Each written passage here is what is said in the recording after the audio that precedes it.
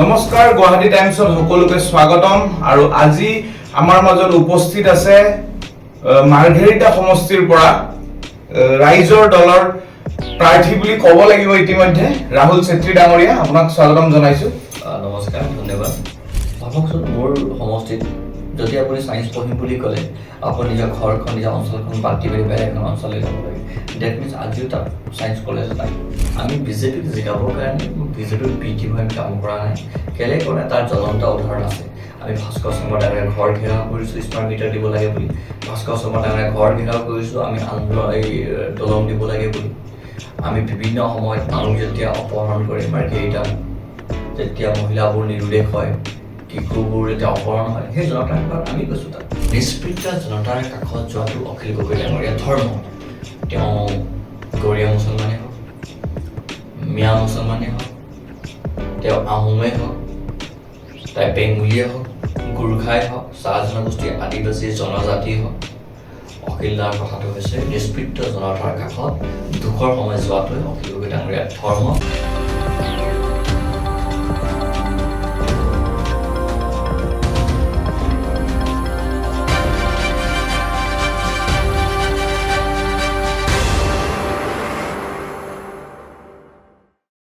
নমস্কাৰ গুৱাহাটী টাইমছত সকলোকে স্বাগতম আৰু আজি আমাৰ মাজত উপস্থিত আছে মাৰ্ঘেৰিটা সমষ্টিৰ পৰা ৰাইজৰ দলৰ প্ৰাৰ্থী বুলি ক'ব লাগিব ইতিমধ্যে ৰাহুল চেত্ৰী ডাঙৰীয়া আপোনাক স্বাগতম জনাইছো নমস্কাৰ ধন্যবাদ বহুত দিনৰ পৰা আপোনাক ফেচবুকত বা সামাজিক মাধ্যমত বেছিকৈ মই দেখি থাকো পাৰ্সোনেল কথা কৈছো আজি লগ পাই কথা পাতি বহুত ভাল লাগিল আৰু বহুত গুৰুত্বপূৰ্ণ কিছুমান বিষয় আছিল টপিক আছিল যিবোৰ ডিসকাস মানে কৰিবলৈ বহুত ইচ্ছা আছিল আজি সকলো কথা পাতিব চেষ্টা কৰিম প্ৰথমতে অকমান যেহেতু পলিটিক্যাল এটা গৰম বতা চলিছে ইতিমধ্যে অকমান ইলেকশন ৰিলেটেড প্ৰশ্ন আৰম্ভ কৰিছো মাৰ্ঘেৰিটা সমষ্টি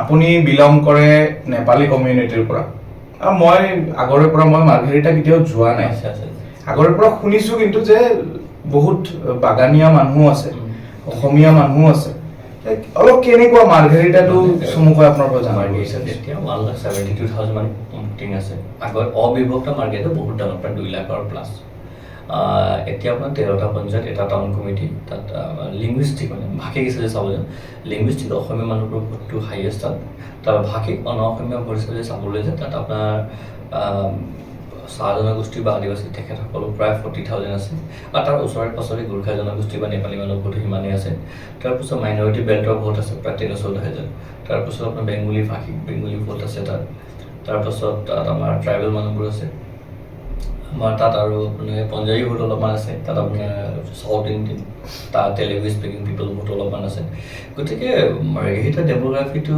অলপ বেলেগ ধৰণৰ বাকীবোৰৰ তুলনাত তাত সকলো জাতি জনগোষ্ঠী আপুনি পাব বিভিন্ন ভাষা ধৰ্ম মানুহবোৰ আছে গতিকে মাৰ্ঘেৰিটাত চবকে ক'বলৈ গ'লে সৰু এটা অসমীয়া এটা গম পাইছেনে mini inside Assam inside Assam তেনেকৈ বুলি ক'ব পাৰি তো আপোনাৰ ষ্টুডেন্ট পলিটিক্সত আপুনি আছিলে হয় কেনেকুৱাকে মানে আপোনাৰ এন্ট্ৰিটো হ'ল যে কেনেকৈ ভাবিলে যে এমএলএৰ কাৰণে আগবাঢ়িব লাগে বা দৰকাৰ হৈছে মানে কথাটো কেনেকুৱা পলিটিক্সটো ফটককৈ ঘৰৰ মানে চবকে যাব বুলি নকয় হয় নাই এইটো চিটুৱেশ্যন ডিমাণ্ড আৰু তাৰপিছত একচুৱেলি ময়ো বাকীবোৰৰ মা দেউতাই সপোন দেখাইছে মোৰ মা দেউতাই সপোন দেখিছে মোক চাকৰি কৰিব লাগে সৰু বা চিম্পল এখন জীৱন জীৱিকা কৰিব লাগে বুলি ঠিক তেনেকৈ জীৱনখন আগবাঢ়ি আছিলে আৰু হঠাৎ মই ছাত্ৰ সংগঠনত থাকিলোঁ প্ৰথমে গোৰ্খা ছাত্ৰ সন্থাত আছিলোঁ গোৰ্খা ছাত্ৰ সন্থা কৰি থাকোঁতে তাৰপাছত মই বি বৰুৱা কলেজ হাই ছেকেণ্ডেৰী পঢ়িব যেতিয়া আহিলোঁ তাৰপাছত বি বৰুৱা কলেজলৈ আহিলোঁ তো বি বৰুৱা কলেজত মই অলপ ষ্টুডেণ্ট পলিটিক্সৰ ইনফ্লুৱেঞ্চ হৈ মেলি বি বৰুৱা কলেজত ভাইচ প্ৰেচিডেণ্ট হ'লোঁ তাৰপাছত পৰৱৰ্তী সময়ত আকৌ ইউনিভাৰ্চিটি লাইফ ষ্টাৰ্ট হ'ল ইউনিভাৰ্চিটি লাইফত গৈ মেলি মই আকৌ জেনেৰেল ছেক্ৰেটাৰী হ'লোঁ মই দীঘলীয়া কাৰ্যকাল জেনেৰেল ছেক্ৰেটাৰী থাকিছোঁ তাৰপাছত আপোনাৰ কা আন্দোলন সেই সময়তে আহিলে তেতিয়া বিভিন্ন পুলিচ কেছবোৰ হ'ল তাৰপাছত অখিলদাক লগ পালোঁ অখিলদাক লগ পোৱাৰ পাছত এটা বিশ্বাস মানুহৰ প্ৰতি আহিল যে এজন মানুহে অসমৰ মানুহৰ কাৰণে কিবা কৰিব বিচাৰিছে বা জাতিৰ কাৰণে কিবা এটা কাম কৰিবৰ কাৰণে তেখেতৰ সদিচ্ছা তেখেতৰ ভিজন যিবোৰ আছিলে তেখেতৰ উদ্দেশ্যবোৰ যি আছিলে সেই কথাটো মোক খুব বেছিকৈ আকৰ্ষণ কৰিছে তাৰপাছত মই তেখেতৰ বিষয়ে ষ্টাডি কৰিবলৈ চেষ্টা কৰি থাকোঁতে তেখেতক ঘপককৈ NIA কেছ লগাই দিলে কা আন্দোলনৰ সময়ত তাৰপিছত সেই কেছৰ সংক্ৰান্তত মোকো NIA চামন কৰিলে তাৰপাছত মোক এনআইএ চামন কৰিলে, এনআইএ মোক প্ৰশ্নবোৰ কৰিছে, দীঘলীয়া সময় মোক জেৰা চলাইছে, দম দিছে, মোক মাৰিবলৈ বিচাৰিছে। গতিকে এই গোটেই কথাটোৱে মোক এটা কথা ফিল কৰালে যে কোনোবা এটা কথা আমি সকলো মানুহবোৰ আমি এটা স্বাধীন দেশত আছোঁ, কিন্তু আমি গোলাম নাগৰিক হৈ আছোঁ। এই কথাটোৱে মোক বেছিকৈ প্ৰভাৱিত কৰিলে এক চিন্তা কৰি। তাৰপিছত পৰৱৰ্তী সময়ত মই ছাত্ৰ মুক্তি সংগ্ৰাম সমিতিলৈ আগবাঢ়ি গ'লোঁ। প্ৰথমে কেন্দ্ৰীয় সমিতিৰ সদস্য, তাৰপিছত এছিষ্টেণ্ট জেনেৰেল ছেক্ৰেটেৰী, তাৰপিছত মই 2টা কাৰ্যকৰী জেনেৰেল ছেক্ৰেটেৰী থাকিলোঁ। তেতিয়া ছাত্ৰ মুক্তি বা কৃষক মুক্তিৰ এটা কালচাৰ আছে যে সদায় নিষ্পৃত জনতাৰ কাষত থাকে। আপুনি একদম শদিয়াৰ পৰা ধুবুৰী এফালে বৰাকভেলীলৈকে আমাৰ সংগঠন আছিলে।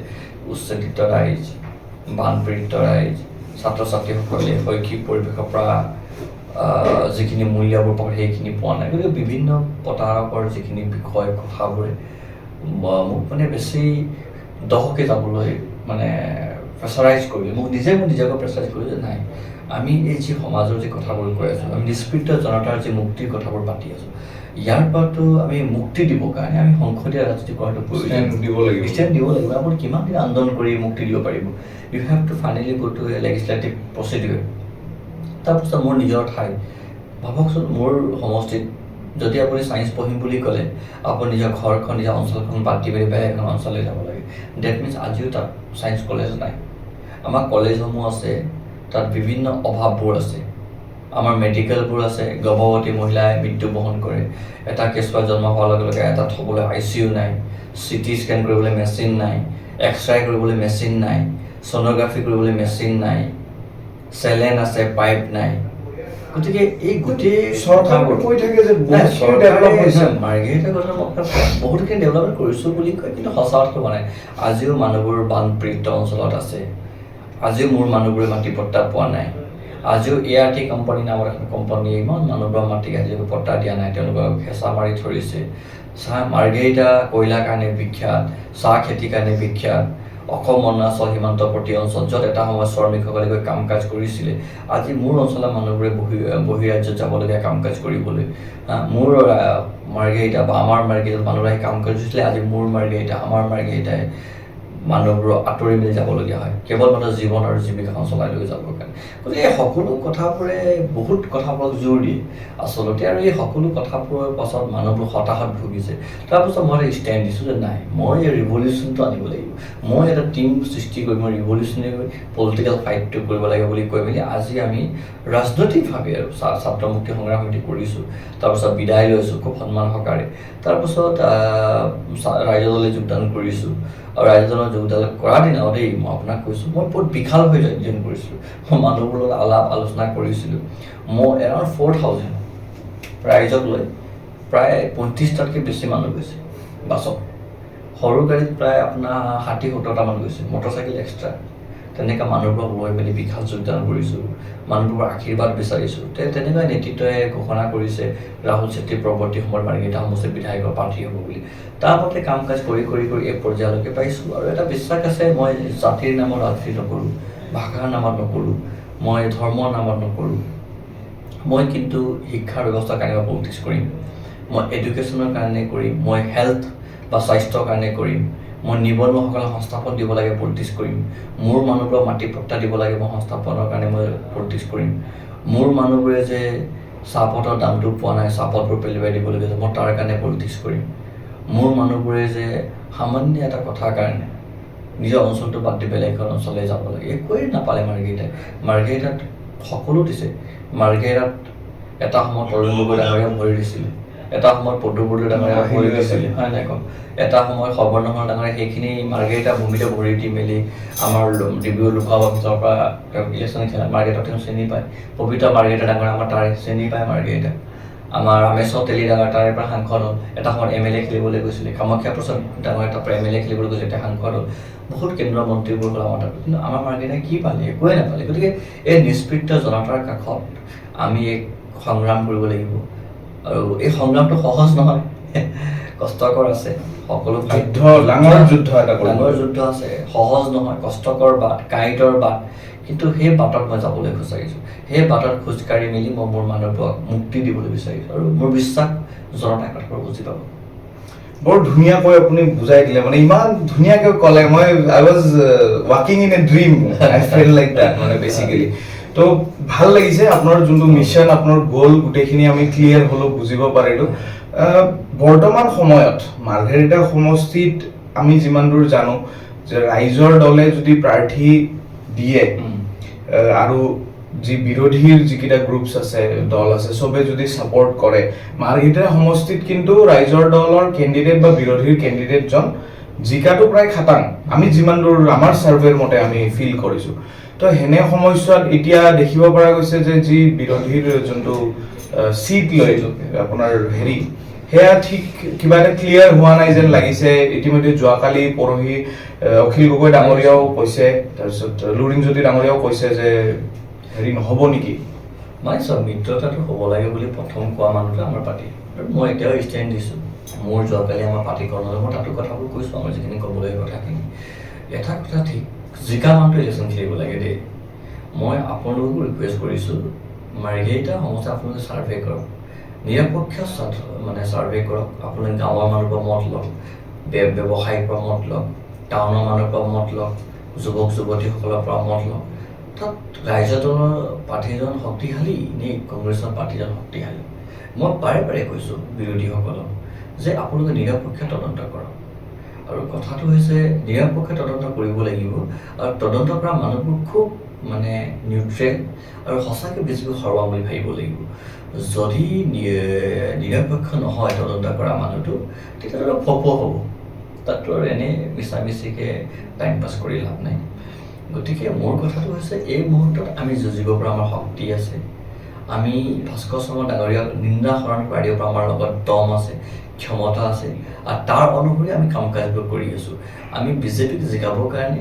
বিজেপিৰ বিটিভ আমি কাম কৰা নাই কেলে কৰা তাৰ জ্বলন্ত উদাহৰণ আছে আমি ভাস্কৰ শৰ্মা ডাঙৰীয়াৰ ঘৰ ঘেৰাও কৰিছোঁ স্মাৰ্ট মিটাৰ দিব লাগে বুলি ভাস্কৰ শৰ্মা ডাঙৰীয়াৰ ঘৰ ঘেৰাও কৰিছোঁ আমি এই দলং দিব লাগে বুলি আমি বিভিন্ন সময়ত মানুহ যেতিয়া অপহৰণ কৰে মাৰ্ঘেৰিটাত যেতিয়া মহিলাবোৰ নিৰুদ্দেশ হয় শিশুবোৰ যেতিয়া অপহৰণ হয় সেই জনতাক আমি কৈছোঁ তাত এইটো পলিটিক্স বুলি নহয় ডেট ইজ মাই ৰেছপনচিবিলিটি মই কৈছোঁ আজি ঘপককৈ কোনোবা এটা সাংসদৰ পুতেক আহিব 3 মাহ আগত কেৱল মাত্ৰ সাংসদৰ পুতেক কেৱল মোৰ দেউতাই বোলে কিবা ইমান বছৰ মন্ত্ৰী আছিলে বুলি প্ৰাৰ্থিত্বটো এৰি দিব লাগে বুলি যদি মোক কোনোবাই ৰিকুৱেষ্ট কৰে এইটোতো আচলতে নামানে মইতো নামানো আৰু মই এটা প্ৰশ্ন আপোনাক সুধিব বিচাৰিছোঁ যে বিভিন্ন সময়ত দেখিব পৰা গৈছে প্ৰায়ভাগ দলৰে কথা কৈছোঁ কাকো টাৰ্গেট কৰি বেছিকেলি তেনেকৈ কোৱা নাই মাৰ্ঘেৰিটা সমষ্টিটোক MLA পদটো সদায় ইউজ হৈ থাকিল নেকি একজেক্টলি মই সেইটো কথাই ক'বলৈ বিচাৰিছোঁ তাত কাক জন্ম দিয়া নাই পলিটিকেলি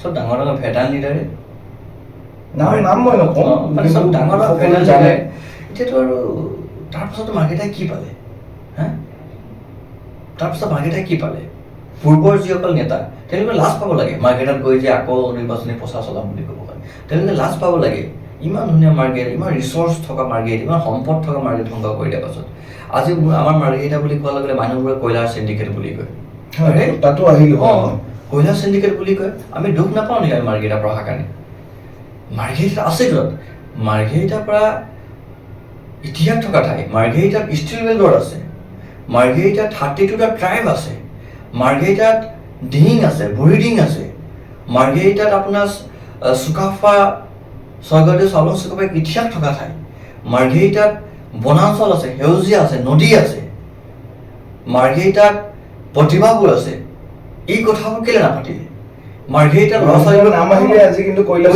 বুলি কয় পূৰ্বৰ নেতাবোৰে বৰ্তমান নেতাবোৰে কালচাৰটো বনাই দিছে আমি সেই কালচাৰটো চেঞ্জ কৰিব বিচাৰিছোঁ আমি ইমান বেছি তাত ক্ষুদ্ৰ চাহ খেতিয়কসকল আছে আমাৰ চাহটোৱে গোটেই অসমৰ বিভিন্ন প্ৰান্তলৈ যায় ভাৰতৰ বিভিন্ন প্ৰান্তলৈ যায় 27টাকৈ চাহপাতৰ ফেক্টৰী আছে তাত মোৰ মানুহবোৰে তাত আজিলৈকে মাটি পট্টা পোৱা নাই মোৰ মানুহবোৰে গৰাখান্দিৰ কাৰণে কান্দি আছে মেডিকেলৰ বিল্ডিং আছে ডক্টৰ নাই আমাৰ মানুহবোৰে পঢ়িবৰ কাৰণে স্কুল নাই তেওঁলোকৰ পুতেকবোৰ লণ্ডনত পঢ়িব তেওঁলোকৰ পুতেকবোৰ UK-লৈ যাব তেওঁলোকৰ মন্ত্ৰী পুতেকবোৰ দিল্লী মুম্বাইলৈ যাব আৰু আমাৰ ল'ৰা ছোৱালীবোৰে বৰষুণ দিলে তিতি থকা ডেস্ক বেঞ্চত বহি পঢ়িব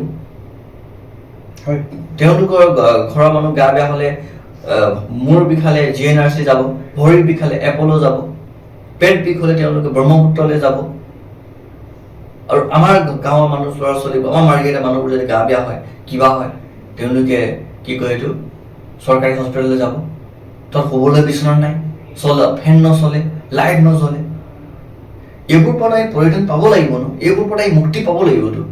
সেই মানুহবোৰক মুক্তি দিবৰ কাৰণে মই প্ৰটেষ্ট কৰিব বিচাৰিছোঁ। আৰু এটা কথা খাটাক, মই নেক্সট জেনেৰেশ্যনৰ ৰাজনীতি নকৰোঁ।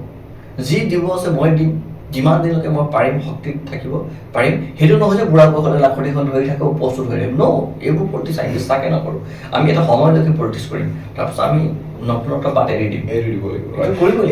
এই কথাটো বহুত দৰকাৰী কথা কৈছে, কাৰণ কি আজিও কিন্তু আমি দেখিব পাৰিছোঁ বহুত চিনিয়ৰ পদতো আমাৰ ৰাজ্যৰে হওক বা দেশৰে হওক, এজন মানুহে যেতিয়া শক্তিত আহি যায়, এবাৰ MLA বা তেনেকুৱা এটা পজিশ্যন পাই যায়, তেওঁ কিন্তু যুৱ চামক বা নতুন চামক আৰু সময় নিদিয়ে বা এই চান্সটো নিদিয়ে। তেওঁ নিজেই যেন সেইটো এটা পাৱাৰ এটা পাই গলো বুলি বস্তুটো কণ্টিনিউ কৰিব চেষ্টা কৰে। পাৱাৰ হাংগাৰ ৰাখে।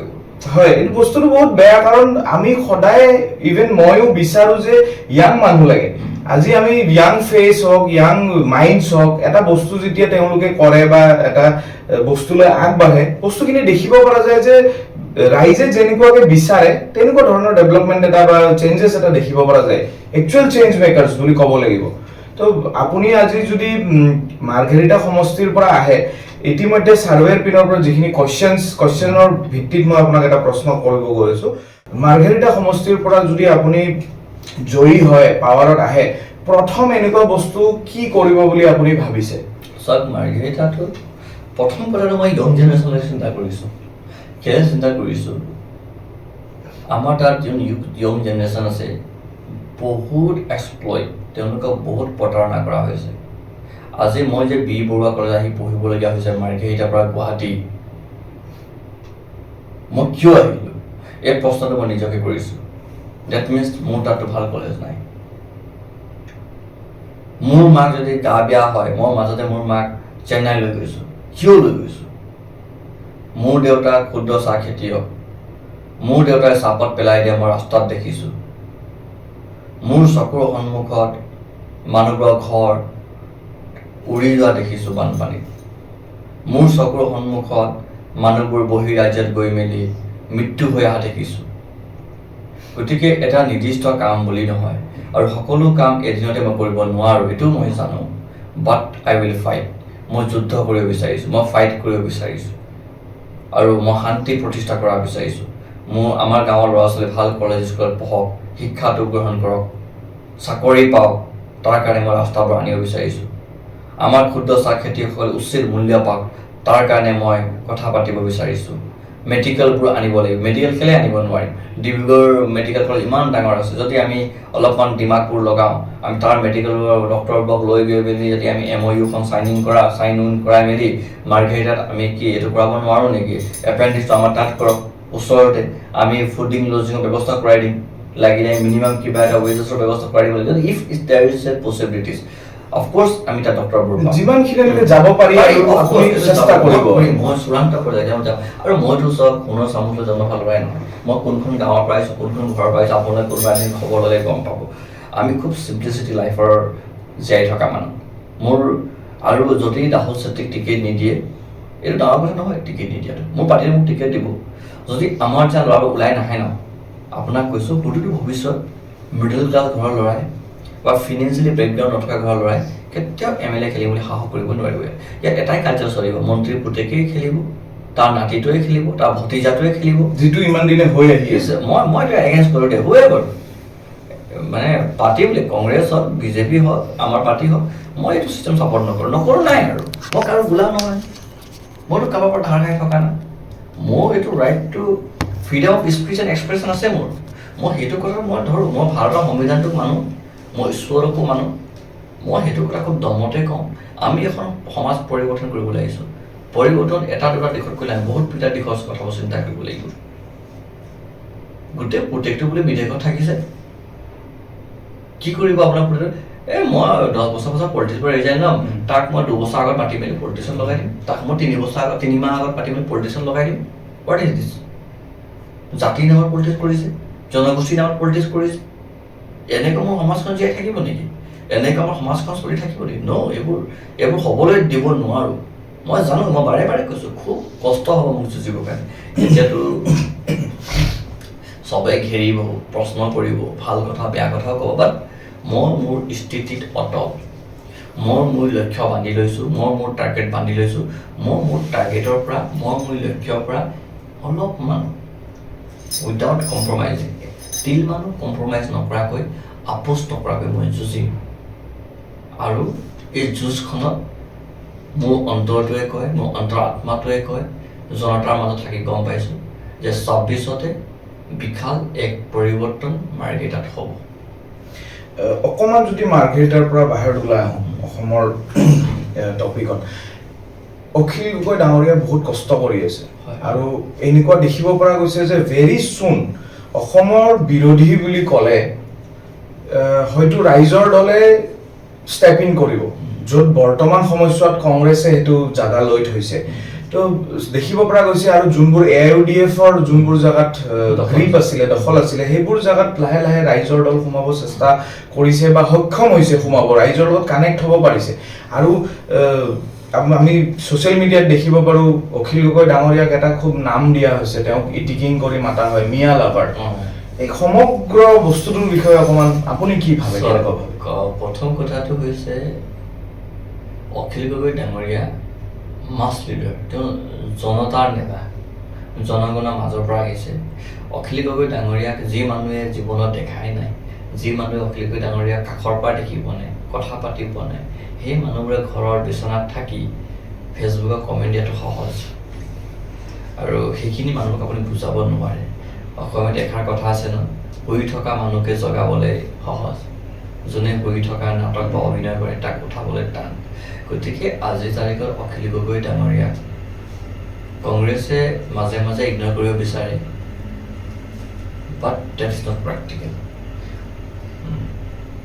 মানে কয় you can avoid but you can ignore বুলি, but that is not. Akhil Gogoi ডাঙৰীয়া আজি অসম পলিটিক্সত আৰু ভাইব্ৰেণ্ট ডেম'ক্ৰেচি মেইনটেইন কৰাৰ ক্ষেত্ৰত এক শক্তিশালী ভূমিকা পালন কৰিছে। অখিল গগৈ ডাঙৰীয়া 5 years সংসদীয় ৰাজনীতিত, তাত 20 বছৰ পৰা MLA হোৱা মানুহবোৰ আছে, তাত 15 বছৰ পৰা MLA হৈ থকা মানুহবোৰ আছে, তাত 10 বছৰ পৰা MLA হৈ থকা মানুহ আছে। তেওঁলোকে 10 বছৰ পৰা এষাৰ মাত মতা নাই। মোৰ MLA জনে মাত মতা 10 বছৰ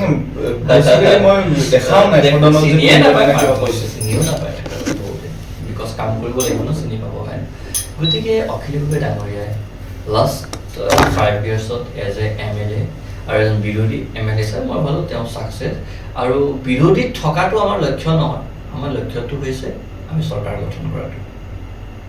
দেৰি চাহি যদি উজালা জৰুৰ হোৱা বুলি কৈ যে হয়, সময় লাগিব পাৰে, বাট আমাৰ টাৰ্গেটটো আমি অখিল গগৈ ডাঙৰীয়া বিৰোধী নেতা নহয়, আমি অখিল গগৈ ডাঙৰীয়া চৰকাৰী পক্ষ আৰু অসমৰ জনতাৰ এটা কণ্ঠ প্ৰদান বিচাৰোঁ। আৰু আমাৰ বিশ্বাস আজি উজনিতে হওক, নামনি হওক, মধ্য অসমতে হওক, আমি লাহে লাহে আগবাঢ়িছোঁ। আৰু অখিল গগৈ ডাঙৰীয়াক উজনিৰ পৰা লৈ নামনি, মধ্য অসমৰ পৰা লৈ বৰাকলৈকে একচেপ্টেঞ্চি আছে।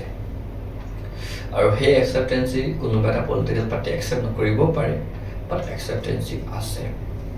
আৰু আজি অখিল গগৈ ডাঙৰীয়া অকলে যেনেকৈ কপাই দিছে মই হয় কালি তাৰিখে যদি অখিল গগৈ ডাঙৰীয়া 6জন বা 7জনে সংগ্ৰহ কৰে, there will be big revolution. আৰু সেই দিনৰ আমি অপেক্ষাত আছোঁ। এইটো চবেই ক'ব লাগিব অখিল গগৈ ডাঙৰীয়া ইজ এ ভেৰি গুড অৰেটৰ। তেখেতে যেতিয়া সদনত কিবা এটা কথা কয় বা টপিক কয়, বস্তুটো স্পাৰ্ক এটা হৈ যায় বস্তুটো। তো সেই মানুহৰ কথাবোৰ কয়, জেনুইনেছ কথাবোৰ হয়, সেইকাৰণে হয়তো সকলোক টাচ কৰিব। এটা কথা দেই, এতিয়া মিয়া লাভাৰ বুলি কয়, মই অলপ দিন আগত মোক কোনোবা এটা সাংবাদিকে সুধিছে চুমা বাবা কথাটো লৈ, মই কৈছোঁ যদি অখিল গগৈ ডাঙৰীয়া কাৰোবাক সাৱটি ধৰাটো আৰু তেওঁ মাতৃ সন্মান কৰি বেলেগ চুমা কৰাটো যদি অপৰাধ, আৰু বিজেপিৰ মতে যদি সেইগৰাকী মহিলা যদি বিদেশী, তেতিয়াহ'লে বিদেশলৈ কেলৈ পঠাই দিয়া নাই? আকৌ মুখ্যমন্ত্ৰী ডাঙৰীয়া নিজে কৈছে কিন্তু 1971ৰ আগত অহা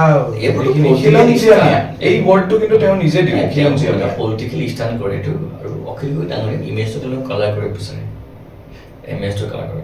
নিষ্পৃত জনতাৰ কাষত যোৱাটো অখিল গগৈ ডাঙৰীয়া ধৰ্ম। তেওঁ গৰীয়া মুছলমানেই হওক, মিয়া মুছলমানেই হওক, তেওঁ আহোমেই হওক, তাই বেংগলীয়ে হওক, গোৰ্খাই হওক, চাহ জনগোষ্ঠী, আদিবাসী জনজাতি হওক, অখিল দাৰ কথাটো হৈছে নিষ্পৃত জনতাৰ কাষত দুখৰ সময় যোৱাটোৱে অখিল গগৈ ডাঙৰীয়াৰ ধৰ্ম, অখিল গগৈ ডাঙৰীয়াৰ আইডিঅ'লজি। তাক লৈ যদি কোনোবাই ঠাট্টা কৰে, ইটিকিং কৰে, কৰক। যোনদিনা তেওঁলোকৰ ঘৰলৈ বিপদ নামি আহিব, সেইদিনা চাব তেখেতে যিজন নেতাক জিন্দাবাদ জিন্দাবাদ লিখি আছে সেইজন নেতা তেওঁলোকৰ কাষত নাথাকে কিন্তু অখিল গগৈ ডাঙৰীয়া চাগে তেওঁলোকৰ কাষত থাকিব ইয়াৰ আমাৰ বিশ্বাস আছে ফিজিকেলি চাগে কাষত নাথাকিব পাৰে দূৰৰ পৰা হ'লে অখিল গগৈ ডাঙৰীয়া কণ্ঠ কিন্তু তেওঁৰ কাৰণে থাকিব আৰু সেইদিনা অনুভৱ কৰি গৈছে অখিল গগৈ তেওঁলোকে কথাটো ডাঙৰ কথা এটা কৈছে সৰু এক্সাম্পল এটা মই কওঁ স্কুলত যেতিয়া পঢ়িছিলোঁ সদায় বুলিটো সেইজন চাইল্ড হৈছিল যোন এক্সট্ৰাকে ওলাই গৈছিলে আৰু যোনকেইটা একে সেই একে মেণ্টেলিটি একে থিংকিং সিহঁতকেইটাহে মিলি এই কামটো কৰিছিলে তো এই তেনেকুৱা ধৰণৰ কথা এটা এক্সাম্পল এটা ক'ব চেষ্টা কৰিছোঁ সময় প্ৰায় ভালেখিনি হ'ল আৰু কেইটামান প্ৰশ্ন আছে এইবাৰ ৰাইজৰ দলে কেইটামান সিট বিৰোধীৰ হৈ মানে এক্সপেক্ট কৰিছে 15টা খেলিম বুলি ভাবিছোঁ বাৰটামান জিকিম বুলি ভাবিছোঁ আৰু আমাৰ কেণ্ডিডেটবোৰক যাক যাক দিছে সকলো লাহেকৈ গম পাবই ন আমি সকলো জাতি আৰু জনগোষ্ঠী চুবলৈ চেষ্টা কৰিছোঁ আৰু জিকিব পৰা সম্ভাৱনাপূৰ্ণ ঠাইতে টিকেট বিচাৰিছোঁ সংগঠনটো আমাৰ বহুত জেগাতে আছে বহুত জেগাত আমাৰ নেতাৰ পুতেকবোৰো আছে সেইবুলি আমি টিকেট বিচৰা নাই আমি য'ত জিকিব সেইটোৱে বিচাৰিছোঁ আৰু য'ত আমাৰ কেণ্ডিডেট নিদিয়ে তাত আমি খুব ধুনীয়াকৈ সহায়ো কৰিম বিৰোধীসকলক সেইটো আমাৰ ক্লিয়াৰ ষ্টেণ্ড সেইটো আমাৰ নেতাগৰাকীৰ নিৰ্দেশ আৰু সেই নিৰ্দেশটো আমাৰ কাৰণে এটা মানে সন্মান আৰু এটা সন্মানজনে আমি সহায় কৰিম আৰু কৰিব আহিছোঁ আমি MP লেছ আমি খেলা নাই ক'তো আমি কিমান ধুনীয়াকৈ সঁহাৰি আগবঢ়াইছোঁ সেইটো এইটো এজ এ বিজেপি প্ৰভাৱিত কৰিবৰ কাৰণে we are ready to do anything হয় এটা প্ৰশ্ন আছিলে গৌৰৱ গগৈ ডাঙৰীয়াক লৈ কংগ্ৰেছক লৈ গৌৰৱ গগৈ ডাঙৰীয়াৰ যিটো পাকিস্তান লিংক এই সন্দৰ্ভত আপোনাৰ কি এনেকুৱা ধৰণৰ মানে আপুনি কি মই এইটো বেষ্টলেছ কুৱেশ্যন বুলি ভাবোঁ দেই এইটো মানে মই কৃষক মানে এই কথাটো অলপমান ডিপলি ভাবিব লাগে যদি এজন মানুহ কি কয় পাকিস্তানলৈ গৈ আছে কিবা কিবি ৰোগ কিবা ISI কিবা কিবি ফটোৱা কথাবোৰ কৈ আছে এজেঞ্চ বুলি তো what the Indian government was doing Bharat চৰকাৰে কি কৰি আছিলে নৰেন্দ্ৰ মোদী ডাঙৰীয়া কিন্তু চকুৰ মিলাই গৌৰৱ গগৈ ডাঙৰীয়া দমীয়া দেখিছোঁ আমি পাৰ্লিমেণ্টত সেই সময়ত তেওঁলোকে কি কৰি আছিল অমিত শ্বাহে কি কৰি আছিলে ডাঙৰীয়া ভাৰত চৰকাৰৰ ইমান চোৱাবোৰ আছে কি কৰি আছিলে আৰু হিমন্ত বিশ্ব শৰ্মা ডাঙৰীয়া ওলাই গ'লে বিখ্যাত এখন কাহিনী লৈ গ'ল আৰু এইবোৰ কাহিনী লেচন আগতে জন্ম হয়নি এইখন অসমত কবিতা লিখাৰ কাৰণে জেল গৈছে মানুহবোৰ মই যিখন ঠাইৰ পৰা আহিছোঁ লিংমেন বুলি 3 মাহ 6 মাহলৈকে মানুহবোৰ জেলত থৈছে আলফা নামত লিংমেন বুলি আৰু এইখন অসমত আকৌ পাকিস্তানৰ লগত লিংক থকা মানুহটোক আকৌ এটা পাৰ্টিৰ প্ৰেচিডেণ্ট হৈ মুক্ত মনে ঘূৰি আছে PSলৈ এইটো নাটক নহয় নেকি সেইবোৰ নাটক এইটো মই একদম বিশ্বাস নকৰোঁ একেবাৰে আৰু এটা গুৰুত্বপূৰ্ণ বিষয় এই জুবিন ক্ষেত্ৰক লৈ কিমান সন্তুষ্টি আপুনি কেনেকুৱা হ'ব লাগিছিল বা ঠিকে আছে নেকি মানে যিমানখিনি সন্মান দিব লাগে দিয়া নাই আৰু একেবাৰে দিয়া নাই যিমানখিনি সন্মান দিবলৈ দিয়া নাই গতিকে কেছটো দেখিছোঁ গৰিমা বহু কান্দিয়ে থাকে গতিকে কৰিবলগীয়া বহুত আছিলে কৰণীয় চৰকাৰৰ মাটি দিয়াটোৱে যথেষ্ট নহয় ন ৰাস্তাৰ কাষত মাটি দিছে বুলি তাত গ'লে গম পোৱা যায় সন্মান দিছে নে কি দিছে গতিকে কৰণীয়বোৰ আছে জুবিনদাৰ কাৰণে অন্যথা বাকী কথা চিন্তা নকৰাকৈ কৰিব পাৰিলে হয় একদিনত যদি তেওঁলোকৰ কেন্দ্ৰীয় মন্ত্ৰী হেলিকেপ বনি যায় ৰাস্তা বনি যায় এইটো টেম্পৰী ৱাছৰুমবোৰ বনি যায় পীযুষ হাজৰিকা ডাঙৰীয়া ইতিমধ্যে যোৱাকালি নে পৰহি কৈছে 410 নে 450 কোটি টকাৰ অনলি বেনাৰ এণ্ড হোৰ্ডিংছ লগোৱা হৈছে 2021 চনৰ পৰা তেওঁলোকে অহাৰ কাৰণে সেইটোৱে কৈছোঁ তাৰ এটা অংশ আমাৰ জুবিনদাৰ কাৰণে থৈ দিয়া হ'লে কি গ'লে হয় জুবিনদাক লৈ পলিটিক্স কৰাটো নালাগে কিন্তু জুবিনদা এটা জেনেৰেশ্যনৰ কাৰণে ৰৈ যোৱা এখন আইডিঅলজি আৰু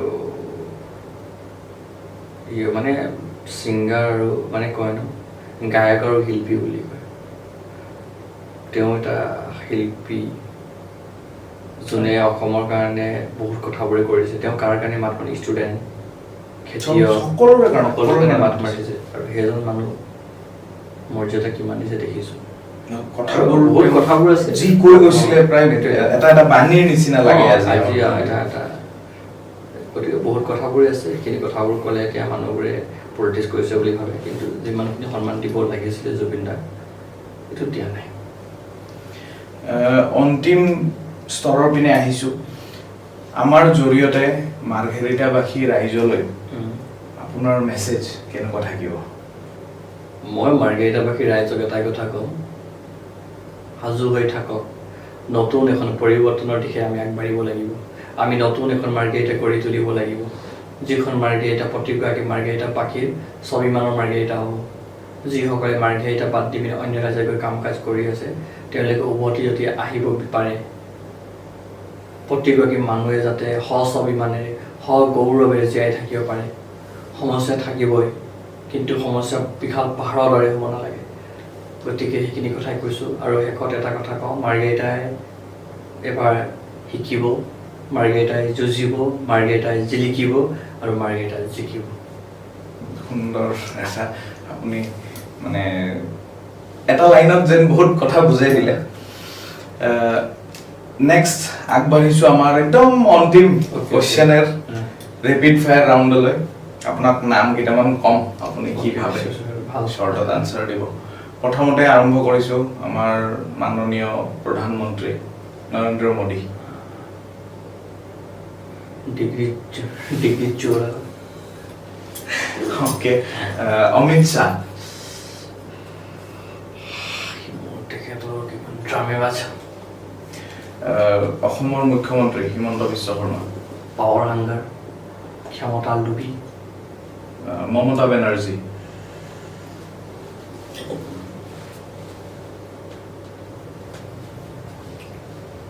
অমেন তেখেতে এটা শব্দৰ ব্যাখ্যা কৰাৰ টান আছে দেই মানে কুইন অফ আৰ কিংডম তেওঁ নিজৰ পৃথিৱীখনত তেওঁ নিজে ৰাণী অখিল গগৈ সংগ্ৰামী আপোনাৰ এটা প্ৰশ্ন মই কৰিব বিচাৰিছোঁ আপুনি বহুত সময় ল'লে যদিও মমতা বেনাৰ্জীৰ বিষয়তে এনচাৰটো দিওঁতে বহুত ধুনীয়া এটা ৱৰ্ড ক'লে কিন্তু অকণমান আপোনাৰ বুজিব বিচাৰিছোঁ কেনেকুৱা থিংকিং তেখেতক লৈ নাই মই তেখেতক লৈ চব পলিটিক্সতো মানুহ পলিটিক্স মানেতো কি এটা পক্ষে বেয়া বুলি ক'বই ন আৰু পলিটিক্সতো মৰা পাছতে ভাল বুলি কয় বুলি কয় গতিকে মই শ্ৰদ্ধা মমতা বেনাৰ্জীৰ ডাঙৰীয়ানীলৈ মই মোৰ ওচৰত দৃষ্টিভংগীটো কেনেকুৱা তেখেতক চাই হাজাৰ হাজাৰ মহিলাসকলে অনুপ্ৰাণিত হৈছে পলিটিক্স কৰিবৰ কাৰণে এগৰাকী মহিলা যি ধৰণে ৰাজ্যখন চলাইছে এই বিজেপিৰ শাসন ভাৰৰ সময়ত যি সময়ত মানুহবোৰে চাৰেণ্ডাৰ কৰি আছে বিজেপিৰ সন্মুখত তেখেতে সন্মুখৰ পৰা দাদাগিৰি মানে মাৰপিট দাদাগিৰি কৰে এটা ভিজন এটা পাৱাৰ মানে ঝাঁচিকি ৰাণী বুলি কওঁ যে আমি তেনেকৈ যখন পাৱাৰ লৈ মানে আগবাঢ়ি মেলি পলিটিক্সটো কৰিছে এইটো কিন্তু চেলিউট কৰিবলগীয়া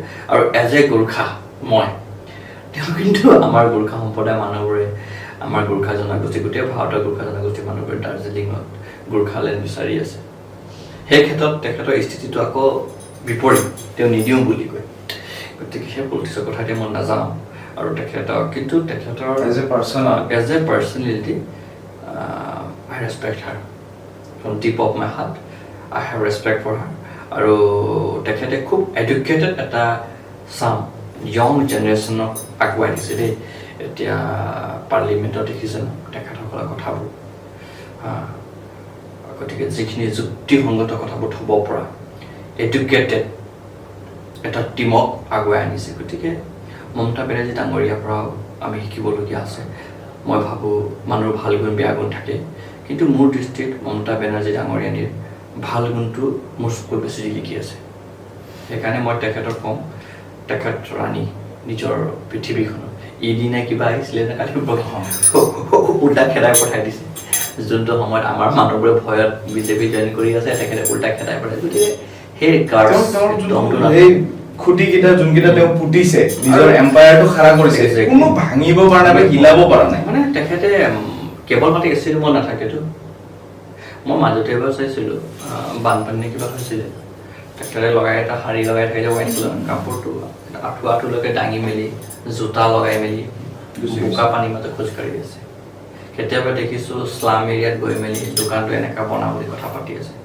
কেতিয়াবা দেখিছোঁ টাউনৰ মাজতে খোজকাঢ়ি গৈছে গতিকে সম্পৰ্ক আছে মানুহবোৰৰ অন্তৰত ঠাই পাইছে সেইকাৰণে তেখেতক কোনো মানুহে আপুনি কোৱাৰ দৰে তেখেতে যিখিনি পৃথিৱীখন সৃষ্টি কৰিছে সাম্ৰাজ্যখন সৃষ্টি কৰিছে তাক হাজাৰ মানুহে তেৰা বেকা চকুৰ পৰা চাইছে ভাঙি দিব পৰা নাই আপোনাক এটা কথা মনত পেলাই দিছোঁ দেই অমিত শ্বাহ ডাঙৰীয়াই ৱেষ্ট বেংগল কোনোবা এটা মানুহৰ ঘৰত পৰিয়ালৰ ঘৰলৈ ভাত খাইছিল তাৰ একদিন না নেক্সট দিনাই মমতা বেনাৰ্জীকে পাৰ্টিয়ে গৈ জইন কৰিছে, সেই ঘৰৰ মানুহে গৈ জইন কৰিছিলে। দ্যাটছ মমতা বেনাৰ্জী। মনত পৰিছে মোৰ হিমন্ত বিশ্ব শৰ্মা ডাঙৰীয়াৰ কথাটো কওঁতেও আপুনি এটা ৰিপ্লাই দিলে। তেওঁৰ পলিটিক্সটো বা তেওঁৰ যি শাসন কালটো আপোনাৰ ভাল লগা নাই নেকি? কেনেকুৱা চলিছে অসম? ইমান বিল্ডিংছ বনিছে, ইমান ব্ৰিজেছ বনিছে। মানে মই ইউনিভাৰ্চিটি ইলেকশ্যন ক্লিয়াৰত এটা কথা কৈছিলোঁ, ডাঙৰ ডাঙৰ বিল্ডিং আৰু দেৱাল মানে বিশ্ববিদ্যালয় নুবুজায়। ডাঙৰ ডাঙৰ আপোনাৰ কি কয় ফ্লাই অভাৰ, বিল্ডিং, ইনফ্ৰাষ্ট্ৰাকচাৰ মানে এখন ৰাজ্য উন্নতি প্ৰগতি নুবুজায়। তাৰ প্ৰজন্মৰ কাৰণে কি কৰিছে, তাৰ মেডিকেলটোৰ কাৰণে কি কৰিছে, মানুহবোৰক জীয়াই থাকিবৰ কাৰণে কি কি দিবলৈ পাৰিছে। কেৱল চাউলেৰে নহ'ব ন জীয়াই থাকিবৰ কাৰণে, তাত আৰু বহুত কথাবোৰ আছে। গতিকে আজি চাব গ'লে GMC খনটো ইমান আপগ্ৰেড হৈছে, GMC চব হৈ যায়, কেঞ্চাৰ হস্পিটেল ছেপাৰেটকে বনাইছে, নতুন GMC খনো বনি আছে, MMCH বনি আছে।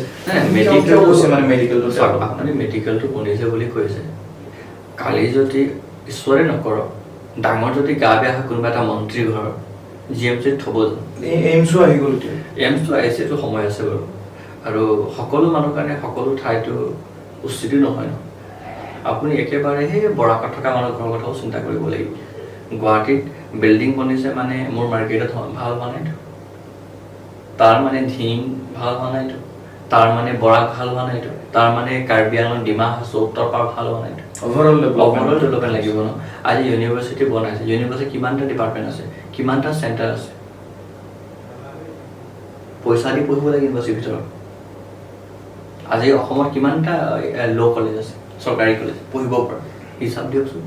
আজি মাছ কমিউনিকেশ্যন কথাই কৈছোঁ, কিমানটা চৰকাৰী ইনষ্টিটিউশ্যন আছে, প্ৰাইভেট চেল্ফ ফাইনেন্সিং কৰ্চ এইবোৰ, MBA পঢ়িবৰ কাৰণে কিমানটা কৰ্চ আছে, স্পৰ্টছৰ কাৰণে কি কৰিছে, স্পৰ্টছৰ কাৰণে কি দেখিছোঁ কালি পৰহি আমাৰ ৱৰ্ল্ড কাপ জিকি মেলি অহা এগৰাকী খেলুৱৈক সন্মান দিব নোৱাৰে। গতিকে বিল্ডিং বনিছে, কিন্তু মোৰ দৃষ্টিত বিল্ডিং আৰু অভাৰ ব্ৰিজটোৱে উন্নতি নুবুজায়। আৰু বহুতখিনি কৰণীয়বোৰ আছে, আৰু বহুতখিনি কৰিবলগীয়া আছে, পজিটিভ নিগেটিভ আছে। কিন্তু মোৰ দৃষ্টিত হিমন্ত বিশ্ব শৰ্মা ডাঙৰীয়াই মানে অলপ বেছি কাম কৰিবলগীয়া আছে।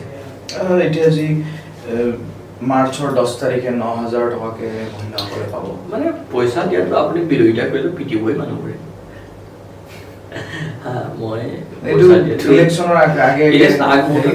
তেওঁলোকে আকৌ মানে হিতাধিকাৰী সৃষ্টি কৰি বুলি ভোট বেংক সৃষ্টি কৰিব বিচাৰিছে। বাট মই মানে অতি মানে সন্মানজনকভাৱে মই মাতৃসকলক এটাই কথা ক'বলৈ বিচাৰিছোঁ, 9,000 টকা দিছে আৰু লওক, মইতো ভাবোঁ তাতকৈ বেছি দিব লাগে। আৰু এই পইচাটোৰ পৰা তেখেতে নিজৰ ঘৰৰ সন্তানক টিউশ্যন পঢ়াব পাৰিছে নাই, এইটো কথাও জোৰ দিব লাগিব। এই পইচাৰ পৰা তেখেতসকলে এযোৰ ভাল কাপোৰ কিনি মেলি আহিব পাৰিছে নাই, এই পইচাৰ পৰা তেখেতসকলে ঘৰত প্ৰয়োজনীয় বস্তুবোৰ আনিব পাৰিছে নাই, দিছে, ল'ব লাগে হয়। আৰু এইটোতো ডক্টৰ হিমন্ত বিশ্ব শৰ্মা ডাঙৰীয়া তেখেতৰ প্ৰাইভেট স্কুল বিক্ৰী কৰি অনা পইচা নহয়, এইটো পইচাটো ডক্টৰ হিমন্ত বিশ্ব শৰ্মাই চানচাৰীৰ মাটি বিক্ৰী কৰি অনা পইচা নহয়, এইটোতো চানমাৰী বাগান বিক্ৰী কৰি অনা পইচা নহয়, এইটোতো মই লগাই থকা চাৰ্টৰ টেক্সৰ পইচাই, মই লগাই থকা পেণ্টৰ টেক্সৰ পইচাই, পৰিধান কৰি থকা এখন কাপোৰ কানি আমি কিনি থকা বস্তুৰ পৰা লোৱা সংগ্ৰহ কৰা টেক্সৰ পইচা, আমাৰ পইচা আমাক দিছে, তাৰপিছত কি হাই হাৱা ল'ব লাগে, দিছে ভাল কথা, আৰু বেছি দিব লাগে। আৰু আমাৰতো কথাই আছে, আমি বিভিন্ন দিশৰ ওপৰত কাম কৰিবলগীয়া আছে। আমি মহিলাসকলক সবলীকৰণ কৰাই মেলি মহিলাসকলৰ মাজত সৰু সৰু উদ্যোগবোৰ স্থাপন কৰি মেলি সহজ স্বাভিমানেৰে জীয়াই থাকিব পৰা এখন পৰিৱেশ দিব লাগে। এইটো আমাৰ সপোন, এইটো আমাৰ ডিমাণ্ড, আৰু আমি কৰিব পাৰিম, আমি অনাগত দিনলৈ পাৱাৰ থাকিম। বৰ সুন্দৰকৈ আপুনি বুজাই দিলে। আৰু এয়াই আছিলে ৰাহুল চেত্ৰী ডাঙৰীয়া। কিছুদিন পিছতে, কেইমাহ পিছতে ইলেকশ্যন আছে, আৰু আমি আশা কৰোঁ আপোনাৰ ভাল ফলাফল এটা আপুনি পাওক। যেনেকৈ ইচ্ছা কৰিছে মাৰ্ঘেৰিটাক লৈ যি আপুনি সপোন দেখিছে, সেই সকলো সপোন আপুনি পূৰা কৰিব পাৰক। আমিও বিচাৰিছোঁ ইয়াং লিডাৰ্ছ, ইয়াং মাইণ্ডছ আহক ইলেকশ্যনত, বিধানসভাত বহক, তেওঁলোকে কথা পাতক। আৰু এইখিনিৰে আজিৰ ইণ্টাৰভিউটো সামৰিছোঁ। আগন্তুক দিনত আকৌ লগ পাম। ধন্যবাদ।